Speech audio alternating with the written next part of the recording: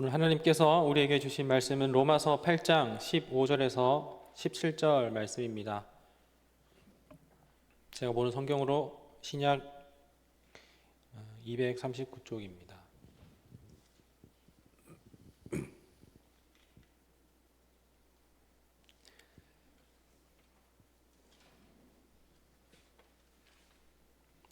한 절씩 읽고 마지막 절 합독하겠습니다.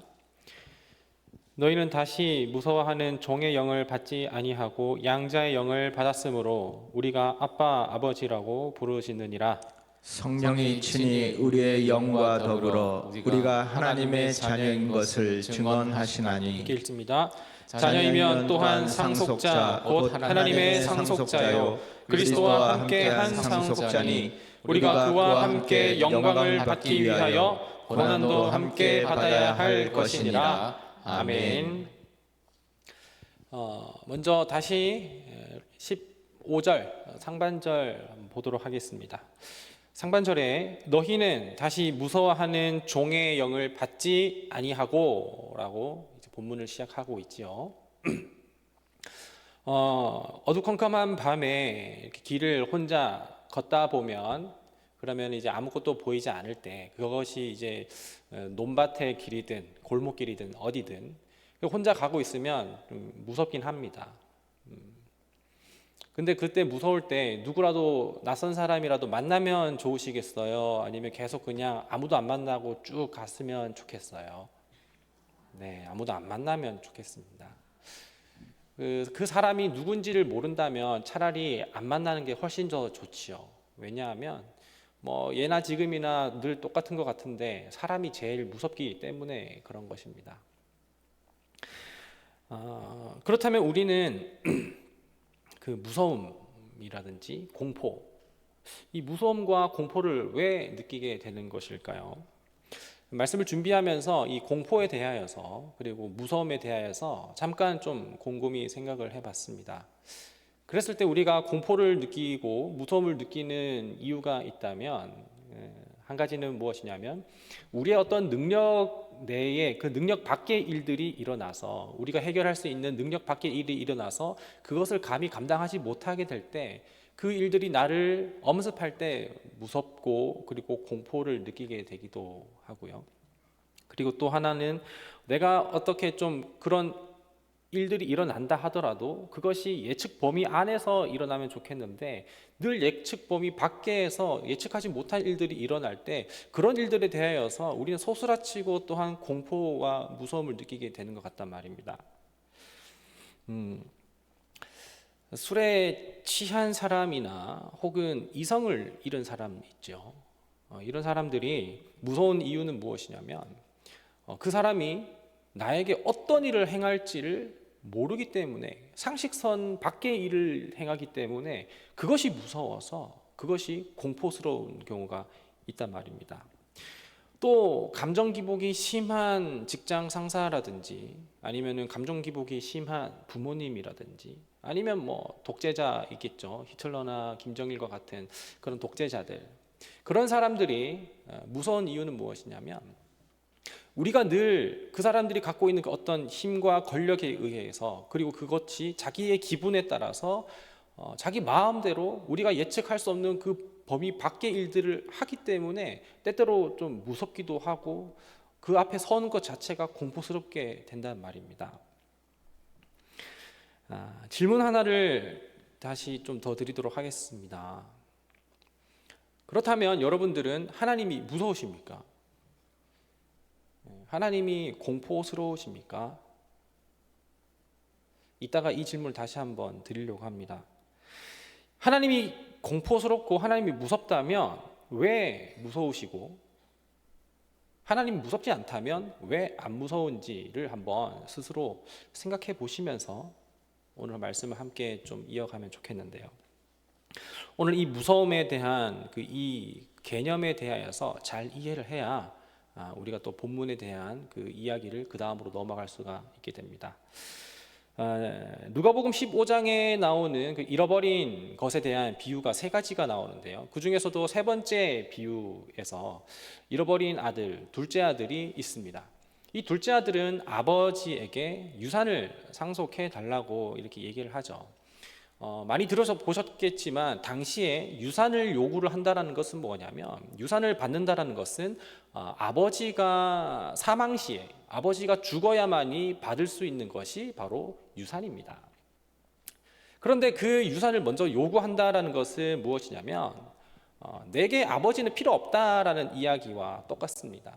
더 이상 나에게는 아버지가 필요 없으니 나의 어떤 육신의 아버지는 죽이는 것과 똑같은 것이죠.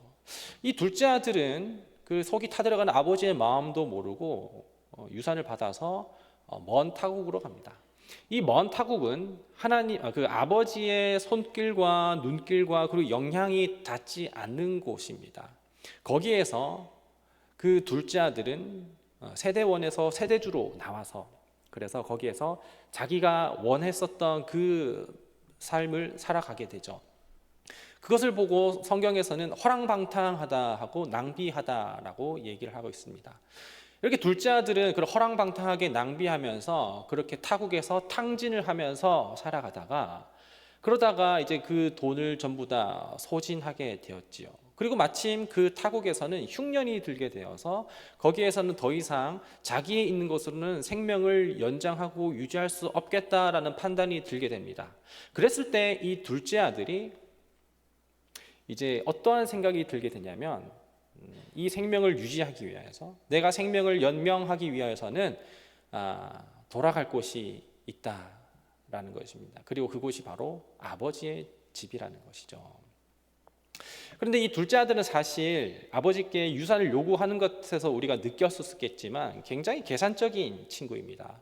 그래서 자기가 아들로 들어갔을 때는 아버지 앞에 명목이 없기 때문에, 그리고 면목이 없기 때문에 아들로 가지 않고 품꾼으로 돌아가야겠다라고 계산한, 자기도 염치가 있는 거예요. 여기서 이제 둘째 아들이 느낀 이 세 가지 포인트가 있는데요. 이 세 가지 포인트는 무엇이냐면, 더 이상 이 타국에서는 혼자 자기의 생명을 더 이상 이어갈 수 없겠다라고 깨달은 게 첫 번째 포인트고요. 그리고 자기의 생명을 더 연장하고 유지하고 더 살아갈 수 있기 위하여서는 돌아갈 것이 바로 아버지의 집이다라고 하는 것이 두 번째 포인트입니다.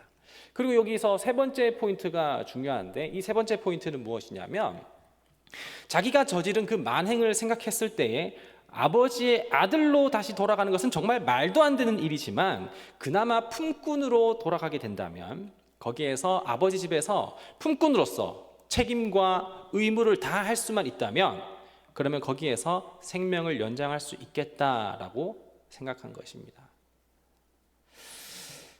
여기서 이 둘째가 품꾼으로 돌아가야 되겠다라고 하는 이 말의 의미에 대하여서 조금 더 얘기를 나누고자 하는데요. 이 돌아갈 곳이 분명 아버지의 집이에요. 그리고 원래 자기는 아들의 신분이었죠. 아버지의 집에 돌아가겠노라고 그렇게 결심을 했지만, 이 둘째는 아들로 돌아가는 것이 아니라 품꾼으로 돌아가겠다고 다짐을 하는 것입니다. 이제 더 이상 아들로 살아가지 못할 것 같고, 이제 종의 신분으로 살아가겠다고 하는 이 말, 이 종의 신분으로 살아가겠다고 하는 이 말에 대하여서 더 얘기를 할 건데, 이제 이 생명을, 아버지 집에서 생명을 더 연장을 하고 자기의 신분을 계속해서 유지할 수 있는 것은 그 어떤 아버지의 한량없는 은혜를 의지하는 것이 아니라, 이제 내가 하는 만큼, 그리고 내가 노력하는 만큼 내가 하기에 따라 달렸다라는 것, 그러니까 나를 의지하는 것으로 바뀌는 것이죠. 아들은 아버지를 의지하지만 종은 자기의 능력을 의지합니다. 이제 자기가 품꾼으로서 내가 거기에서 얼마나 자기가 어떻게 하느냐에 따라서 내 생명이 달려있다라고 생각하는 것, 이것이 바로 종의 생각입니다. 주인이 명령한 그 어떤 역할이 있겠죠.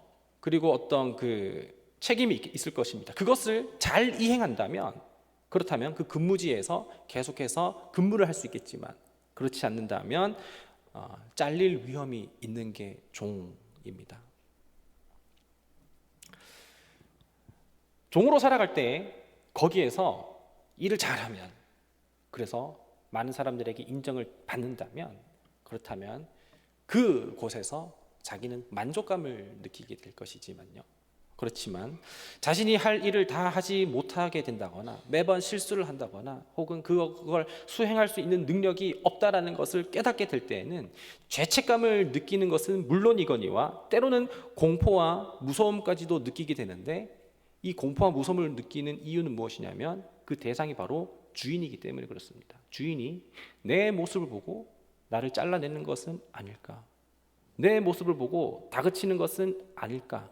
내 모습을 보고 혼내서 다시는 내가 생명을 더 이상 연명할 수 없게끔 하는 건 아닐까 하는 그런 어떤 주인에 대한, 그런 대상에 대한 두려움과 공포가 있다라는 것이죠. 그렇다면 결국에 이 두려움과 공포의 근원은 어디서 나타나냐면, 그 대상은 주인을 향한 것이지만 그 근원이 자기 자신한테서 나온다는 것이죠.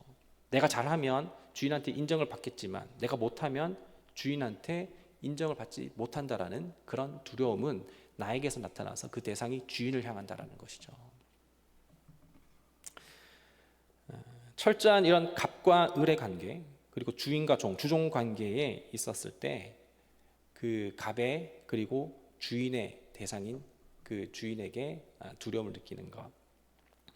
다시 한번 여러분들에게 질문을, 아까 했었던 질문 그대로 드립니다.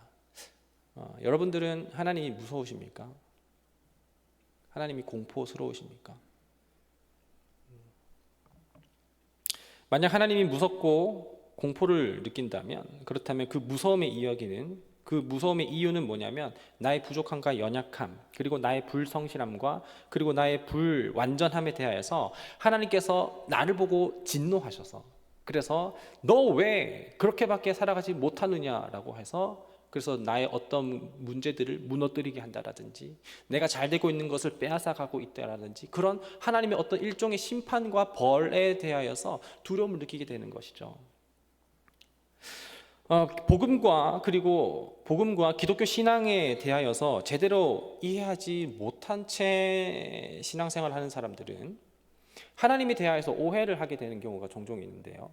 하나님은 무자비하시고 그리고 하나님은 냉철하셔서, 그래서 하나님을 경외의 대상 혹은 존경의 대상 혹은 두려움의 대상이 아닌 무서움의 대상 혹은 공포의 대상, 하나님을 마치 독재자로 보는 경향이 있다라는 것이죠. 만약 하나님을 이 정도로만 생각을 하게 된다면, 그렇다면 아직은 복음에 대한 이해를 우리가 하지 못하게 되는 것일 수도 있고, 그리고 그런 생각은 누가복음 15장에 있는 둘째 아들이 지금 생각하고 있는 그 생각을 우리가 똑같이 하는 것은 아닐까라고 우리가 한번 우리 스스로를 점검해 볼 필요가 있는 것입니다. 우리는 그렇다면 하나님을 아버지로 생각하는 것이 아니라 주인으로 생각하고 있었다는 것이죠. 방금 제가 말씀드렸었던 이 이야기를 똑같은 말을 다르게 표현을 하게 된다면, 우리는 이미 구원을 받은 자로서, 그러니까 아버지의 품에 받아들여진 자로서 자녀로 살아가고 있다라고 생각을 하는 것이 아니라, 아직 구원을 얻지 못해서, 합격을 하지 못해서, 면접 가운데 하나님 앞에 받아들여지는 그 합격을 하지 못해서, 그래서 그 합격을 받아내기 위하여서, 구원을 받아내기 위하여서 그래서 내가 끊임없이 노력한다라는 것이죠. 구원이 앞서고 그리고 그 구원에 감사하면 그에 따른 행위가 뒤따라오게 되는데, 이것이 아들의 삶인데, 그런데 이것이 바뀌게 된다면 내가 구원을 얻어내기 위하여서 잘 보이려고 행위를 한단 말입니다. 그러니까 행위가 앞서고 행위가 앞설 때 구원은 뒤따라온다라고 생각을 하는 것이 바로 종의 모습인 것이죠. 우리는 아들의 신앙생활을 해야 하는데, 그런데 때로는 종의 종교 행위를 하고 있을 때가 너무나도 많다는 것입니다. 그래서 종으로 신앙생활하면, 종의 마음으로 신앙생활하면 하나님이 무섭습니다. 내가 잘 못하는 것에 대해서 혼날 것 같고, 내가 잘하는 것에 대해서 칭찬받을 것 같은 그런 종의 마음이죠.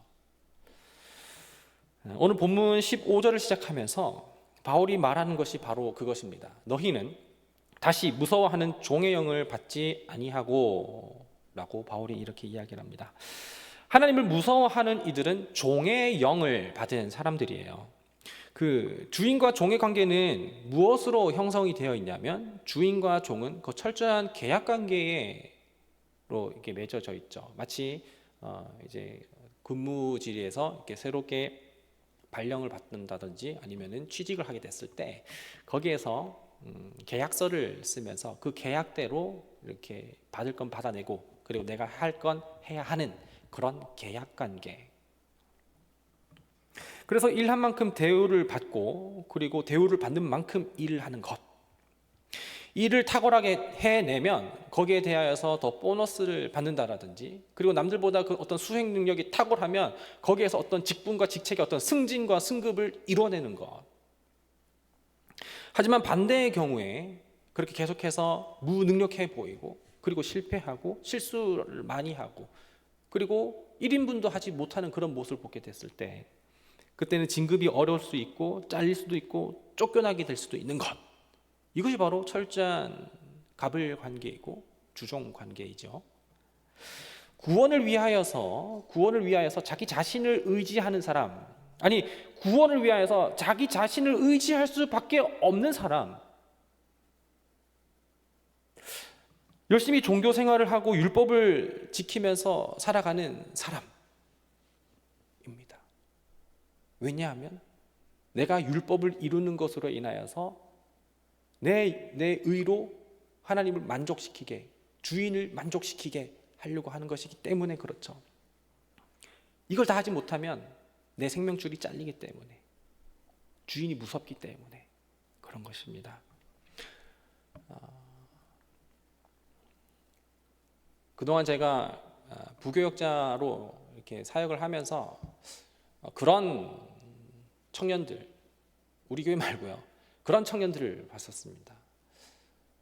그때는 전도사였는데, 전도사님 지난주에 교회를 안 나왔더니 이번 주에 삶이 엉망이에요. 하나님께서 벌하시는 것 같고 심판하시는 것 같아요. 그래서 교회 잘 나오려고요.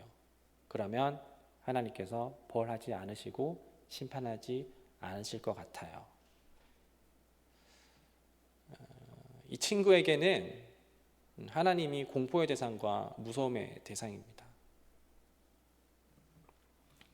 하지만 오늘 본문에서 말하는 것처럼 바울은 무서워하는 종의 영을 우리가 받지 않으면 우리는 양자의 영을 받기 때문이다라고 설명을 합니다. 바울은 로마 교회에 이 로마서 글을 쓸 당시에 이 로마서에 대해 그 로마 시대의 사람들이 이해할 만한 그런 언어를 가지고서 복음에 대하여서 설명을 하였습니다.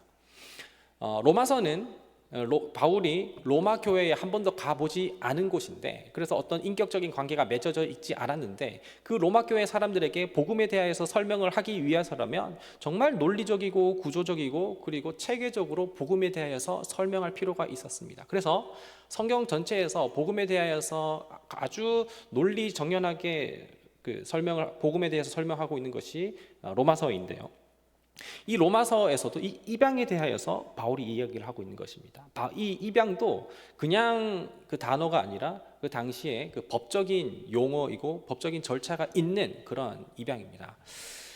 당시에 이 로마 시대 가운데 이 입양은 그렇게 좀 특별한 케이스가 있는 것은 아니었고 굉장히 보편적으로 관습적으로 이루어졌었던 그런 문화 중 하나였었습니다. 그래서 이 개념을 가지고서 당시 그 로마 교회 사람들에게 이 입양에 대한 그 개념을 가지고서 구원과 그리고 복음에 대해서 설명을 하게 되는 것이죠.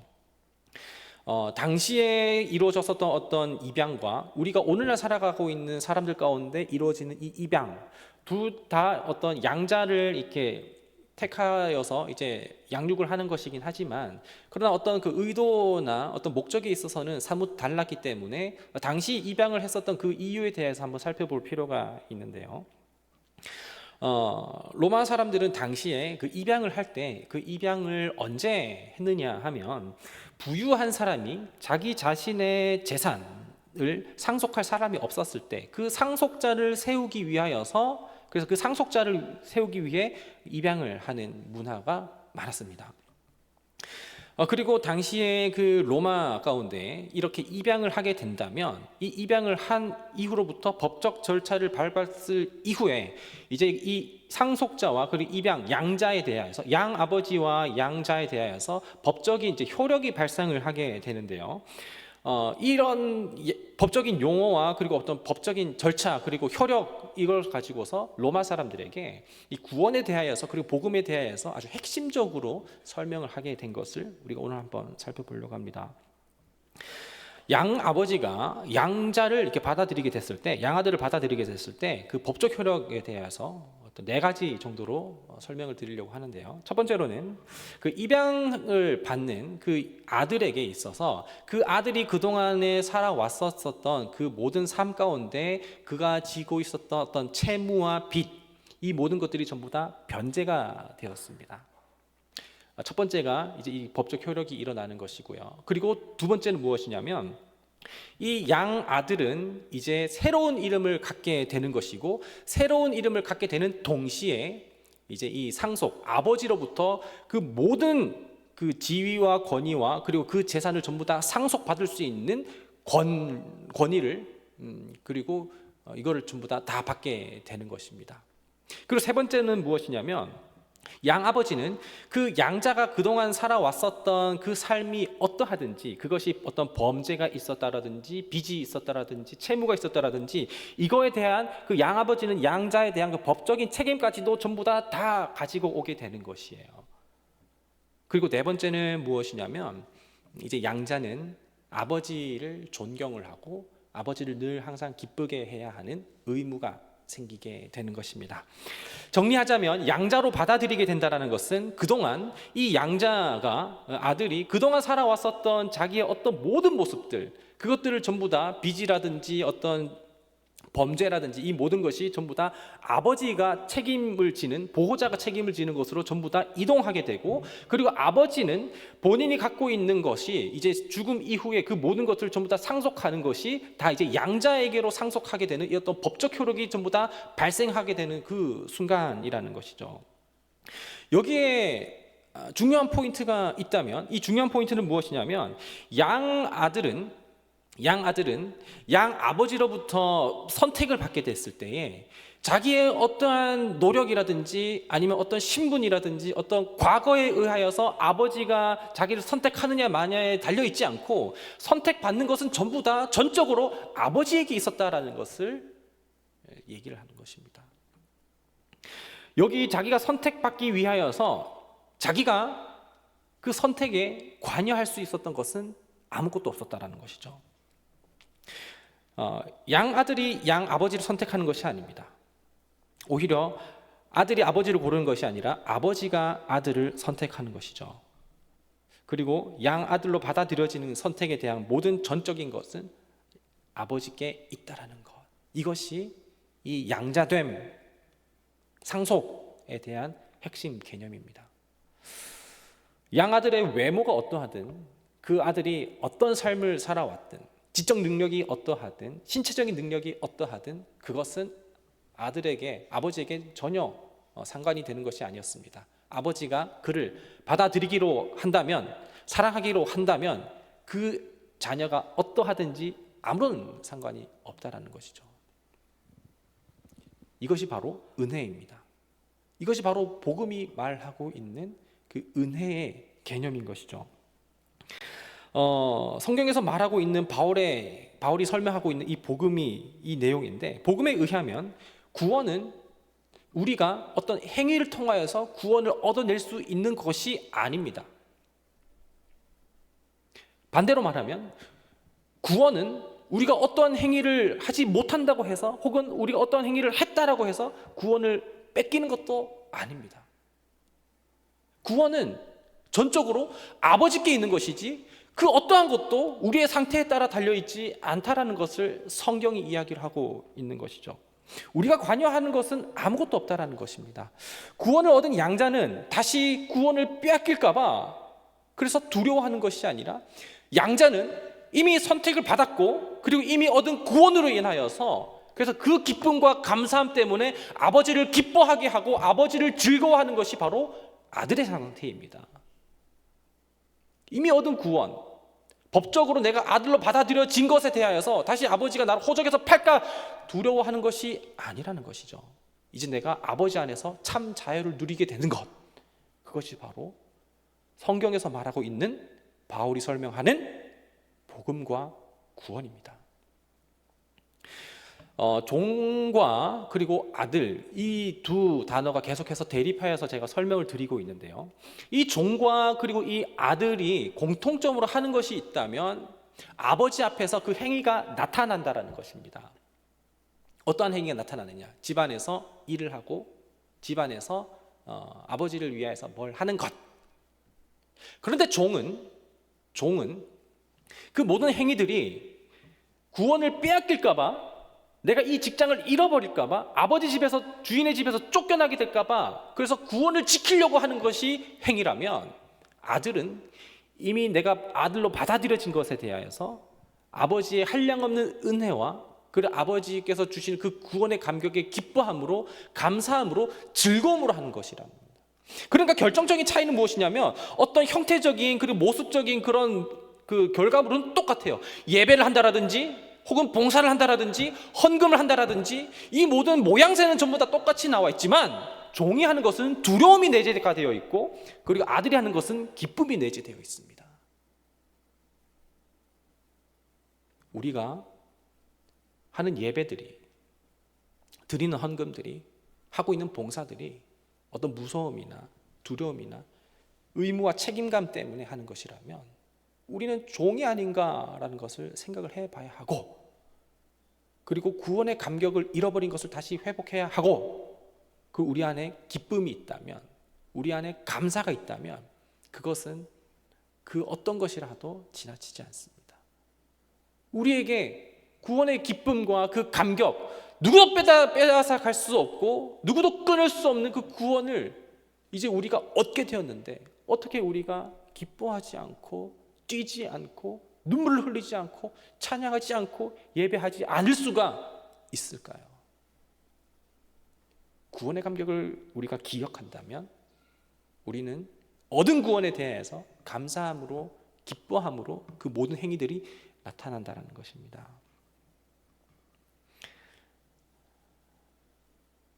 행위를 앞세우고 그 구원이 따라온다고 생각하면 종. 하지만 구원이 앞서갈 때 우리의 행위가 자연스럽게 나타나는 것, 그것은 아들인 것이죠. 두려움으로 하는 것이냐, 감격으로 하는 것이냐, 그 차이입니다. 이 복음의 본질을 알고 이 구원의 감격을 아는 사람은 바로 아들이 하는 것이죠. 근데 여기에서 제가 계속해서 아까부터 딸이라고 한 번도 얘기하지 않고 아들이라고만 얘기를 했었을 때 서운하신 분 계신가요? 우리도 다 잘 알다시피 지금 시대와 과거 시대는 달랐습니다. 과거에 여성은 굉장히 어떤 인격적으로 대우를 받지 못하고, 그리고 어떤 그 집안의 재산 정도로만 취급을 받았었던 그런 과거의 그 시대와 시절이 있었지요. 그래서 그 어떤 집안의 아버지로부터 그 집안의 어떤 모든 권위라든지 그리고 재산을 상속받는 것은 장자가 받는 것이었습니다. 그 장자가 받고 그 아들이 받는 것이었기 때문에 지금 성경에서 말하고 있는 것은 남자가 받는다는 것, 그러니까 생물학적으로서 남자가 받는다는 것을 얘기를 하는 것이 아니라, 성경이 말하고자 하는 것은 아들이라는 것은 상속자, 그리스도인 모두를 이야기를 하는 것이죠. 우리가 자꾸 이 성경을 그냥 문자적으로 이해하면 된다면, 그리스도의 신부라고 했을 때 남자들은 신부가 되지 못하는데, 저는 다 신랑, 남자는 신랑이잖아요. 그리고 여자는 다 신부인데, 그거에 대해서 우리가 문자적으로 이해하면 안 된다라는 것입니다. 그래서 아들이라고 얘기를 하는 것은 여러분들께서 들으실 때에 남자로 들을 것이 아니라 상속자로 번역해서 들으시면 되는 것입니다. 다시 누가복음 15장에 잃었다가 되찾은 아들의 비유를 다시 계속해서 이어서 설명을 하자면, 첫째 아들은 아버지 집에 늘 있었습니다. 아버지 집에 늘 있으면서 아버지께 상속을 얻기 위하여서, 아버지께 구원을 얻기 위하여서, 그래서 늘 아버지 앞에 순종하고 충성하는 삶을 살았습니다. 한 번도 가출한 적이 없었어요. 출가를 하지 않았습니다. 늘 아버지를 위하여서 충성을 했고 헌신을 했습니다. 그런데 그것이 유산을 상속받기 위해서 버틴 것이었습니다. 첫째 아들이 했었던 그 모든 행위들에는 기쁨이 없었고 감격이 없었습니다. 그냥 그저 첫째 아들로서, 가장 상속자로서 의무와 책임을 다했었을 뿐입니다. 그야말로 장자였지만 누구보다도 종처럼 살았습니다. 둘째 아들이 그렇게 아버지로부터 그 유산을 받은 이후에 먼 타국으로 갔다가 거기에서 탕진을 하고 호랑방탕하게 살아가다가 돌아오게 됐습니다. 돌아와서 그래서 아버지는 그 둘째 아들을 은혜로 받아주시고 잔치를 벌렸죠. 근데 이 잔치를 벌린 것에 대하여서 풍악이 울리는 것을 듣게 되었습니다. 열심히 충성을 하면서 아버지의 말씀에 순종하면서 살았었던 이 첫째가 집에 들어가지 않고 이 소리가 무엇이냐 하면서 종을 불러내서 이야기를 하죠. 그랬더니 자초지종을 듣게 되고 아버지께로 가서 컴플레인을 하게 되는 것입니다. 아버지, 누가복음 15장 29절에 내가 여러 해 아버지를 섬겨 명을 어긴 적이 없었거늘 이라고 이야기를 하게 되는 것이죠. 그런데 내가 여러 해 아버지를 섬겨 명을 어긴 적이 없었거늘 이라고 하는 이 이야기를 NIV 영어 성경에서는 어떻게 번역을 했었냐면 I have been slave for you 라고 해서 나는 당신을 종처럼 섬겼습니다 라고 이야기를 하는 것입니다. 그러니까 지금 이 첫째 아들은 아버지 집에서 첫째 아들로서 살아가는 것이 아니라 내가 아버지를 노예처럼 섬겼거늘, 내가 아버지를 종처럼 섬겼거늘 이라고 이야기를 하면서 자기가 그 신분이 종이었었다는 것을 자기가 지금 이야기를 하고 있는 것이죠. 둘째 아들은 살기 위하여서 품꾼으로 아버지께 왔지만 아버지는 품꾼으로 받지 않으시고 아들로 받아주셨습니다. 둘째가 들어왔을 때 너 어디서 그동안 어떻게 네가 갖고 간 돈 다 어디서 썼는지 내역을 다 얘기해보라고 과거를 전혀 묻지 않으시고 돌아온 것에 대하여서 은혜로 품어주셨고, 그래서 그 품어주신 그 은혜와 그 구원의 기쁨과 감격으로 인하여서 이제 둘째는 그야말로 이 집에서 가장 아들다운 기쁨과 감격에 누리면서 살아가는데, 그런데 첫째는 둘째가 돌아온 것에 대하여서 탐탁지 않게 여기면서, 그러면서 첫째는 계속해서 종의 마음을 계속해서 갖고 있는 것을 보게 됩니다. 그래서 바울은 15절 하반절에 양자의 영을 받은 사람은 이제 하나님을 아빠, 아버지라고 부를 수 있게 된다라고 이야기를 하는 것이죠. 여기서 말하는 이 아빠라고 하는 것은 우리말로 아빠를 이야기를 하는 것이 아닙니다. 다 알다시피 그 개역 한글 성경에서는 아바라고 되어 있죠. 이 아바는 아람어입니다. 달리다쿰이라고 하는 것, 그리고 엘리엘리 라마 사박다니라고 하는 것, 그리고 에바다라고 하는 이것 다 아시죠? 이것이 전부 다 아람어인데 아람어를 우리가 한글말로 이렇게 그냥 소리 나는 대로 이렇게 입력을 한 것이죠. 이 아바도 아람어를 그냥 그대로 갖다 넣은 것입니다. 근데 이 아바가 우리가 말하고 있는 실제로 그 아빠이기도 합니다. 왜냐하면 여러분들도 다 잘 알다시피 신생아들이 태어났었을 때 가장 처음에 하는 말이 엄마, 아빠, 맘마 하면서 아빠 이렇게 요거 세 단어 하잖아요. 엄마, 아빠, 맘마. 이 엄마, 아빠, 맘마가 전 세계적으로 그냥 비슷한 다 말이에요. 영어로는 파파라고 이렇게 이야기를 하는 것. 그러니까 여기서 말하고자 하는 것은 무엇이냐면 father라고 하는 그 아버지에 대한 그 격식 있는 이야기가 아니라 그 누구보다도 그 무엇보다도 친밀하게 부르짖는 아빠라는 것입니다. 그 아빠를 이야기를 하고 있는 것이에요.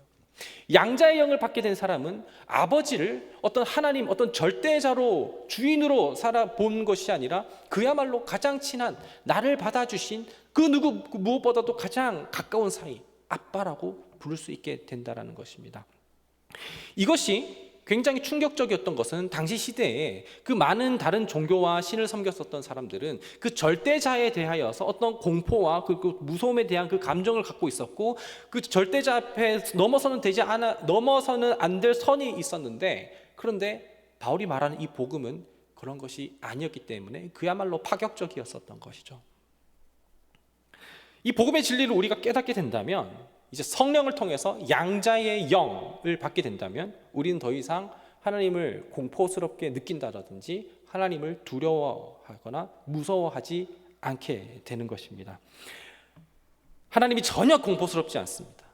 내 모습과 내 상황이 어떠하든지, 내가 오늘 하루를 얼마나 많이 실수를 하고 내가 얼마나 많이 무너졌고 내가 스스로 얼마나 많이 자괴감에 빠져 있든지 상관없이, 하나님 앞에 내가 얼마나 엉망으로 살았든지 상관없이 하나님을 공포의 대상, 무서움의 대상으로 생각하는 것이 아닙니다. 왜냐하면 우리는 이미 하나님께 얻은 구원이 있기 때문에, 이 구원은 사망이나 생명이나 높음이나 깊음이나 세상 그 어떤 것도 끊을 수 없는 하나님께서만 주신 구원이기 때문에 이것은 우리에게 있는 것으로 인하여서 자괴감은 들지언정 우리는 하나님에 대해 공포를 느끼지는 않는 것입니다. 영국의 그 청교도 목사님이었던 존 플레벨이라는 목사님은 하나님이 애초에 당신이 선하기 때문에 하나님께서 당신을 선택한 것이 아니므로, 당신이 선하지 않다고 해서 하나님이 당신을 버리지도 않을 것이다 라고 얘기를 했습니다. 우리는 선택받을 때 왜 선택받았냐면 우리의 어떤 탁월함 때문에 선택받은 건 아닙니다. 그렇기 때문에 우리가 탁월하지 않다고 해서 우리가 하나님께 유기되는 것도 아닙니다. 이 말씀은 전 구원의 그 모든 주권이 전적으로 하나님께 있다라는 것, 그리고 이 하나님께서 주신 이 구원은 그 누구에게도 빼앗기지 않는다라는 그 복음의 그 진리를 이야기를 하고 있는 것입니다. 우리가 이제 더 이상 하나님과의 어떤 주종 관계라든지 갑을 관계로 살아가는 것이 아니라 하나님 앞에 우리는 그야말로 하나님께서 주권적으로 맺어주신 그 언약의 은혜의 관계에 우리가 있기 때문에 이제 그 은혜 앞에 우리가 늘 감사함으로써 우리의 모든 행위들이 나타나게 된다는 것이죠. 이것이 바로 복음입니다. 복음은 구원의 조건이 우리에게 있지 않다라는 것을 명확하게 계속해서 반복하고 있는 것이죠. 로마서 8장 쭉 보면 이 로마서 8장은 율법과 그리고 은혜에 대하여서 계속해서 대조하면서 이야기를 하는 것인데요. 율법 아래에 있는 사람은 종처럼 살아가지만 아버지 아래에 있는 사람은 양자의 영을 받아 하나님 앞에 자유하게 된다는 것을 이야기를 하고 있는 것입니다. 양자된 우리는 이제 하나님 나라를 상속받습니다. 왜냐하면 하나님의 아들, 하나님의 자녀가 되기 때문에 그런 것이죠. 이제 우리는 하나님 나라의 백성으로서, 하나님 나라의 자녀로서 하나님 나라의 그 영광과 하나님의 의를 모두 다 상속받는 상속자가 되었다는 것을 믿으시기 바랍니다. 이제 하나님께서 주시는 그 모든 것을 다 누릴 수 있습니다. 하나님 나라를 상속받는 것은 그의 친아들, 외아들, 독생자 그리스도 예수인데, 이제 우리가 그 예수님을 믿기만 하면 우리는 그 예수님으로 인하여서 우리 전부 다 양자로 받아들여지게 되는 것이라는 것이죠. 그래서 그 아들을 믿는 누구든지 양아들이 되는 것이고, 이 양아들이 된다라는 것을 누가 제3자가 증언해 주느냐 하냐면 바로 성령께서 증언을 해준다는 것을 16절에서 이야기를 하고 있습니다. 16절에서 성령께서 이것을 친히 증언하시나니 라고 이렇게 말씀을 하고 계시는데, 이 증언도 이것도 당시 법적 용어입니다. 그래서 이제 법정 앞에 서게 됐을 때 그 증인의 증언이 굉장히 중요하게 받아들여지게 되고, 그 증언으로 인하여서 무죄냐 유죄냐가 판가름 나게 되는 것처럼 성령께서 아버지 앞에 증언해 주실 때, 그럴 때 우리는 하나님 앞에 예수님을 믿는 믿음으로 양아들로 받아들여지게 된다는 것을 오늘 본문을 통해서 바울이 이야기를 하고 있는 것이죠. 우리가 예수님을 믿는다면 하나님의 상속자로 받아들여져서 하나님의 유업을 받게 되고, 그리고 우리는 하나님 나라의 백성으로서 그 하나님의 모든 것을 우리가 누릴 수 있게 됩니다. 예수님 한 분만으로 우리는 모든 것을 다 가지게 되는 것이죠. 우리 어떤 행위를 통하여서도 아닙니다. 율법을 앞세워서도 아닙니다. 그리스도를 믿음으로써 우리 모든 것을 얻게 되는 것이죠. 하지만 하나님 나라를 상속받는다라는 것이 결코 좋은 일만 있는 것은 아닙니다. 우리 17절에서 보는 것처럼 당연히 그리스도와 함께 모든 고난도 우리가 감당해야 한다고 이야기를 하는 것이죠. 고난에 동참하지 않으면 부활은 우리에게 감흥이 없습니다. 부활에 동참하기 위하여서는 주와 함께 고난에도 동참해야 되는 것이 우리 그리스도인의 삶인 것이죠. 그래서 하나님 나라의 그 상속자인 예수 그리스도, 그 예수 그리스도를 믿음으로 우리는 양아들이 되었는데, 그래서 우리가 그와 함께 상속받기 위하여서는 우리는 그리스도와 함께 고난을 감당해야 된다라고 이야기를 하고 있습니다. 그래서 마태복음 5장 10절에서 예수님께서는 팔복에 대하여서 얘기를 하실 때 의를 위하여서 박해를 받는 사람은 복이 있나니 천국이 그들 것이라고 이야기를 하는 것은, 우리가 예수 그리스도와 함께 의를 위하여서 내가 그냥 스스로 힘들어서 고통스러워서 그런 고통 고난을 얘기하는 것이 아니라 예수 그리스도 하나님의 나라와 그 의를 위하여서 박해를 받는 사람, 의를 위해서 고난을 받는 사람에게는 천국이 그들 것입니다. 하나님 나라를 상속받게 될 것이다 라고 이야기를 하는 것입니다. 그랬을 때에 그 나라와 그 의를 우리가 유업을 받게 되는 우리는 생각하건대 현재 나타날 고난은 장차 우리에게 있을 그 영광과 좋게 비교할 수 없다라고 18절, 오늘 우리가 읽진 않았지만 그 다음 절에서 말씀하고 있는 것입니다. 우리는 아들로 살아가게 된다면 아들로서 좋은 것만 누리는 것이 아니라 그리스도와 함께, 날 받아주시는 그리스도와 함께 고난을 감당하고 또한 동참할 수 있어야 하고, 그럴 때 우리는 그와 함께 부활하고 그와 함께 그리스도 하나님 나라를 상속받게 되는 줄 믿습니다. 우리는 상속자입니다. 예수님으로 우리는 모든 것을 얻게 되었습니다. 상속자라는 정체성을 우리가 잊지 않고 살아갈 수 있는 우리 모두가 되시기를 간절히 소망합니다. 오늘 함께 찬양하실 때에 그 은혜를 우리가 기억하며 우리의 마음을 좀 고백하고 하나님께서 우리에게 주신 마음을 감사하기를 원하는데요, 나의 안에 거하라 라는 것입니다. 함께 찬양하시겠습니다. 무렴에 내가 너를 지명하여 불렀다고 말씀을 하고 계시죠. 우리가 하나님을 선택한 것이 아니라 내가 너희를 택하였나니 라고 말씀하십니다. 우리와 함께 오늘 말씀 기억하며 찬양하시겠습니다. 나의 안에 거하라, 나는 내 하나님이니 내 환난 가운데 너를 지키는 자라. 두려워하지 말라, 내가 널 도와주리니 놀라지 말라, 내 손 잡아주리라. 처음부터 다시 합니다. 나의 안에 거하라, 나의 안에 거하라, 나는 내 하나님이니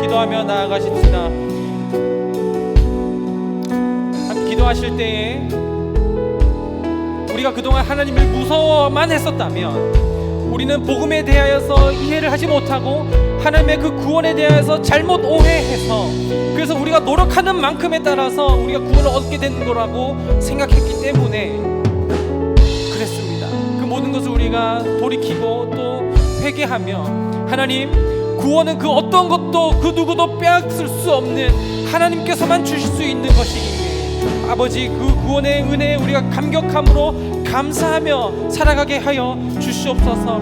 오늘 우리가 그렇게 말씀을 기억하며 감사함의 기도를 함께 드리며 나아가기 원합니다. 함께 기도합니다. 하나님, 오늘 말씀 가운데 우리에게 말씀하여 주시옵시고 그 모든 것들을 우리에게 알려주시고 인도하여 주심에 감사를 드립니다. 하나님, 그동안 나의 어떤 처지와 형편에 의하여서 내가 하나님 아버지 앞에 용서받지 못하는 것이 있다면, 아버지 앞에 뉘우치지 못하는 것들이 있다면, 그것을 위하여서 구원이 빼앗기게 될 것이라고 생각하고 하나님께 무서워서, 그래서 의무와 책임을 다한 것을 만족하며 살았었던 우리의 신앙생활을 돌아보며 회개합니다. 하나님, 우리가 우리 신앙생활이 다른 것에 있지 않게 하여 주옵시고, 전적으로 우리를 양자 삼아주신 그리스도를 통하여서 양자 삼아주신 그 은혜와 그 감격을 인하여서 기쁨으로 살아가게 하여 주시옵소서. 그 은혜와 감격을 우리 날 가운데 날마다 있게 하여 주옵소서. 그 은혜와 감격을 통하여서 주님을 위하여서 살아갈 수 있는 우리가 되기를 간절히 소망하며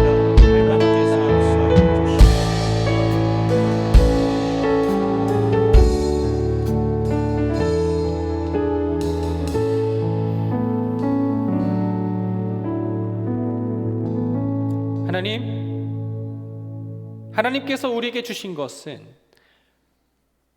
그 신실한 하나님께서 주신 것은 거두지도 않으시고, 절대자께서 주신 그 주권으로 주신 것은 세상에 그 어떤 것도 빼앗을 수도 없고, 우리의 행위로 더한다거나 우리의 행위로 빼앗기는 거나 잃어버리는 것도 아닌데, 그런데 우리는 그 구원을 잃어버릴까봐, 그리고 또한 그 구원을 어떻게 해서든지 빼앗기지 않으려고 그 구원을 계속해서 유지하려고 아둥바둥 노력했었던 우리의 삶을 돌아보게 됩니다. 그랬을 때 잘했으면 스스로 만족하고, 못했다면 자괴감에 빠져 넘어지고 아파하고 힘들어할 때가 참 많았지만, 하나님, 우리가 구원은 아버지께서 전적으로 우리에게 주신 것이기 때문에 그 구원의 감격을 우리가 잊지 않게 하여 주시옵시고, 행위를 앞세운 구원이 따르는 것이 아니라 구원을 앞세워 늘 감사와 기쁨과 감격으로 우리 신앙생활을 이어나갈 수 있도록 구원의 감격을 회복시켜 주옵소서. 모든 은혜 감사를 드리옵고 예수님의 이름으로 기도드립니다. 아멘.